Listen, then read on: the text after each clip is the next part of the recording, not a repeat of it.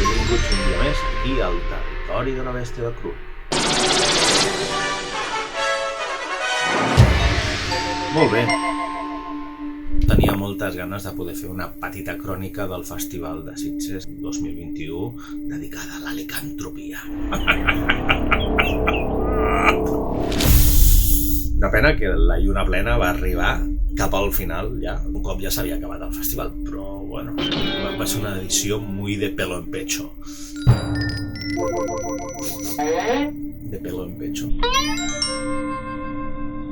Hauré de revisar les projeccions del festival en quant a Viadunt, per si es va passar també de pelo en pecho, Michael J. Fox, una pel·lícula de licàntropos juvenil. Així doncs, intentaré fer com una ràpida crònica del que va ser l'experiència meva particular del Festival de Sitges d'aquesta edició 2021. Així que intentaré simplement fer com un recorregut ràpid de les pel·lícules que jo vaig poder veure, de les que més em van agradar, en tot cas, i algunes que no, evidentment també. La gràcia d'anar a un festival a vegades també és el contrast que hi ha, no? Aniré cantant els títols de les pel·lícules, cantant tampoc, però sí que aniré pam pam pam, pam pam pam pam pam pam pam.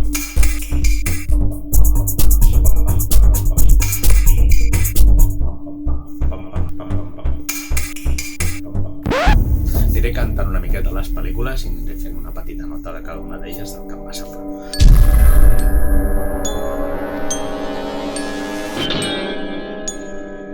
Afterblue, de Bertrand Mandico.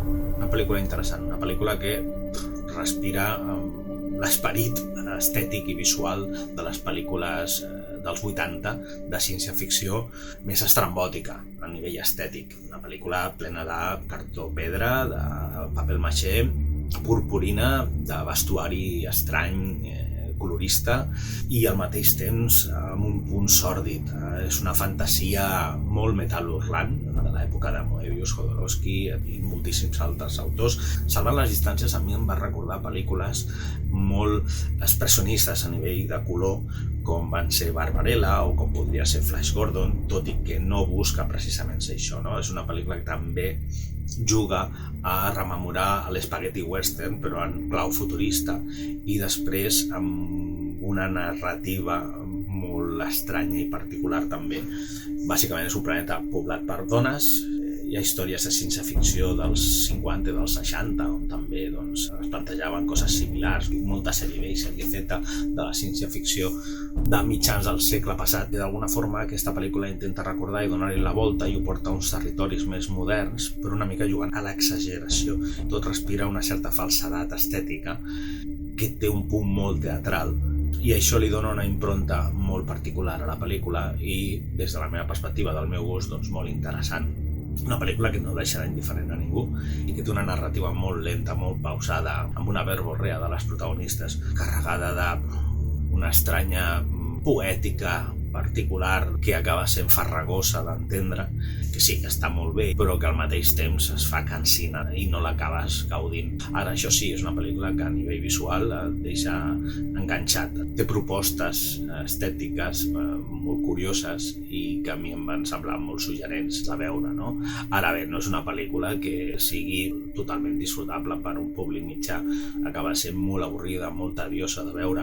Els diàlegs són eterns, les reflexions dels personatges, ja dic que això recorda moltíssim a alguns còmics amb una càrrega filosòfica que, tot i que tenien un aspecte visual molt poderós a l'hora de llegir-los, també acabaven sent gairebé inintel·ligibles, no?, per segons quin perfil de lector. I aquesta pel·lícula en cap moment busca amagar-se d'això, sinó que busca jugar precisament amb aquell material i portar-lo a l'extrem, fins al punt en què hi hagi espectadors que probablement hagin de marxar de la sala perquè no poden aguantar el que ens està proposant en pantalla, no? Però tot i així jo crec que és un repte, és una pel·lícula molt valenta, és una pel·lícula que planteja alguna diferent respecte al que podem estar veient en la ciència-ficció avui dia i per tant és una pel·lícula a tenir en compte. Tindran ganes de veure més coses del seu director i esperar absolutament què és el que ens oferirà amb la seva propera obra, no? Llavors, Afterblue, una pel·lícula molt recomanable a l'hora de descobrir territoris estranys i nous, sobretot per les noves generacions. Bàsicament perquè acabaran veient alguna molt diferent al que ja estan acostumats a veure, no? Afterblue és una de les pel·lícules més curioses i més interessants a les que vaig poder veure durant el Festival de Sitges d'aquesta edició de l'any 2021. I fins aquí el vídeo d'avui. Ens veiem la propera vegada aquí en el territori de la bèstia de Cru.